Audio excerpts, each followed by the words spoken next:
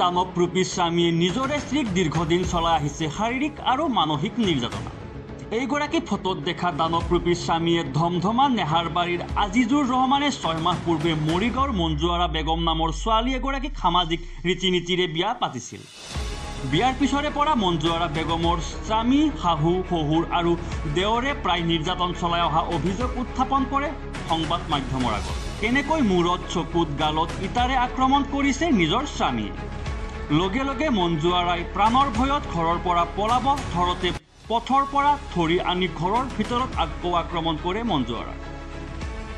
পিছত ধমধমা আৰক্ষীক খবৰ দিয়াত আৰক্ষীয়ে আজিজুৰ ৰহমান আৰু মঞ্জুৱাৰাক ধমধমা থানালৈ লৈ আহে। মঞ্জুৱাৰাৰ অভিযোগ অনুসৰি ধমধমা আৰক্ষীয়ে আজিজুৰ ৰহমানক থানাৰ পৰা ঘৰলৈ যাব দিয়ে। মঞ্জুৱাৰাৰ অভিযোগ অনুসৰি ধমধমা আৰক্ষীয়ে আজিজুৰ ৰহমানক থানাৰ পৰা ঘৰলৈ যাব দিয়ে। লগতে 2 দিন উকলি গ'ল। মঞ্জুৱাৰাই দিয়া এজাহাৰখন ৰেজিষ্টাৰ নকৰিলে আৰক্ষীয়ে। পুনৰ আৰক্ষীয়ে কয়, মঞ্জুৱাৰাক সাক্ষী দিব নোৱাৰিলে তোমাৰ কেছ লোৱা নহ'ব। শুনক কি কয় ভুক্তভোগী মঞ্জুৱাৰাই সাংবাদিকৰ আগত।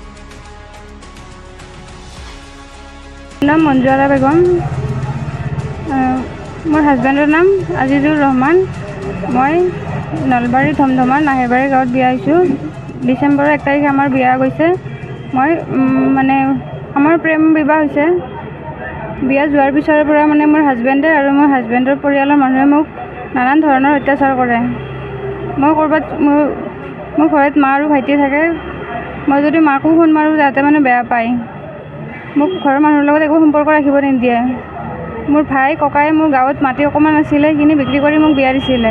কিন্তু মোৰ শাহু শহুৰৰ ঘৰৰ মানুহে মোৰ ঘৰৰ মানুহকেইটাক অকণমানো ভালটো নাপায়, কিন্তু মোকো তেওঁলোকৰ লগত সম্পৰ্ক ৰাখিব নিদিয়ে। কেতিয়াবা ফোন চোন মাৰিলে মোৰ লগত কাজিয়া কৰে। এতিয়া মই বস্তু এটা খুজিলে মোৰ লগত কাজিয়া কৰে। ক'ৰবাত গ'লে মোক আধা ৰাস্তাত নমাই দিয়ে আহে। মোক মাহঁতৰ ঘৰত নাযায় কোনোদিনো, মোক ক'তো যাব নিদিয়ে। ক'ৰবাত যাম বুলি ক'লে মোৰ লগত মাৰধৰ কৰে। এতিয়া কালি মোক মাৰিছিলে, বেয়াকৈ মাৰিছে মোৰ হাজবেণ্ডে। মাৰি এইবিলাক কপাল চপাল ফুলাই থৈ দিছে। ইয়াতে কপালত মোৰ চিলাই পৰিছে। আজি ক'ত আহিছে আপুনি? আজি এতিয়া মই নলবাৰী কোৰ্টৰ ওচৰত আহিছোঁ, মই ন্যায় বিচাৰি। আৰক্ষীৰ ওচৰত গৈছিলোঁ, সিহঁতে মোক মাৰি ঘৰৰ ভিতৰত বন্দী কৰি থৈ দিছিলে মোৰ হাজবেণ্ডে। তাৰপিছত মই নিজৰ প্ৰাণ বহুত বেয়াকৈ মাৰিছে। মোৰ চুলিত ধৰি ৱালত মাৰি দিছে। তো ইটাইদি এইবিলাকত পূৰা মাৰিছে আৰু গোটেই তেজ ওলাইছিলে। তাৰপিছত সিহঁতে মোক ৰুমৰ ভিতৰত বন্ধ কৰি থৈ দিছিলে। কোনদিনা? যোৱাকালি। তাৰপিছত মই নিজৰ প্ৰাণ ৰক্ষা কৰিবলৈ মই খিৰিকীৰে পলাই ওলাই গুচি গৈছিলোঁ। গুচি যোৱাৰ পিছত তেওঁলোকে মোক আধা ৰাস্তাৰ পৰা ধৰি আনিছে, গাড়ী লৈ যায়। ধৰি আনি ঘৰৰ ভিতৰত আকৌ মাৰিছে মোক। তাৰপিছত আৰক্ষীৰ ওচৰত গৈছিলে নে নাই? পিছত মই যেতিয়া ঘূৰি আহি সিহঁতে লৈ আহিলে, আনি মোক আকৌ ৰুমৰ ভিতৰত বন্দী কৰি থৈছিলে। তাৰপিছত মই মোৰ ঘৰৰ মানুহক খবৰ দিওঁতে মোৰ বা গৈছিলে পুলিচ লৈ। যোৱাৰ পিছত মোক পুলিচে তাৰ পৰা উদ্ধাৰ কৰি আনিছে। ধমধমা থানাৰ পুলিচ। থানাত এজাহাৰ দিছিলোঁ, কিন্তু থানাত এজাহাৰ দিয়াৰ পিছত তেওঁক আৰু মোক তুলি লৈ গৈছিল পুলিচে। নিয়াৰ পিছত তেওঁ নিজে স্বীকাৰ কৰিছিল থানাত মোক মাৰা বুলি।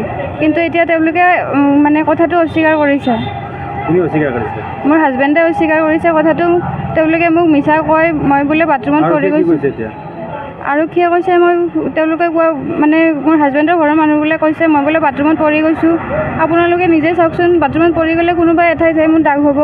এইবিলাক চকুৰ চব গোটেই ৰঙা ৰঙা হৈ আছে, এইবিলাক গোটেই মৰা তেজ হৈ আছে, গোটেই কপাল চপাল ফাটি গৈছে। মোৰ গোটেই তেজ হৈ আছিলে। কালি মই থানাত যাওঁতে গোটেই তেজ হৈ আছিলে। আৰক্ষীৰ ওচৰত গৈছে, তাৰপিছত আৰু পুনৰ আজি কোৰ্টত আহিছে, কিয়? কালি আৰক্ষীৰ ওচৰত গৈছিলোঁ কালি, কিন্তু আৰক্ষীয়ে আচলতে আৰক্ষীয়ে মোক মেডিকেল কৰাব লাগিছিল, কিন্তু আৰক্ষীয়ে মেডিকেল কৰাব নিনি মোক মোৰ পৰিয়ালৰ মানুহ মেডিকেল কৰাব লৈ যাব কাৰণে কৈছিলে আৰক্ষীয়ে।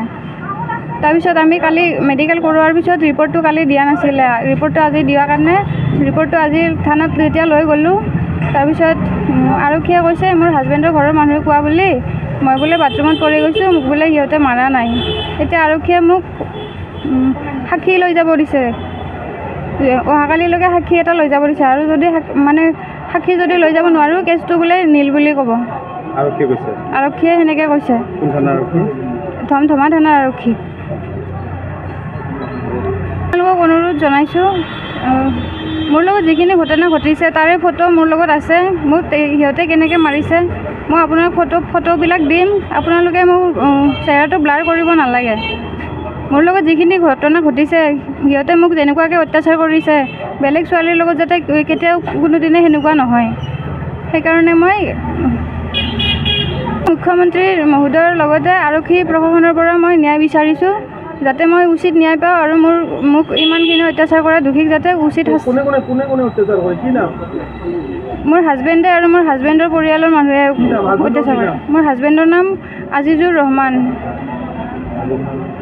মাকে ভায়েক দুটা আছে, মোৰ দেৱৰ দুটা, তেওঁলোকে মোক অত্যাচাৰ কৰে।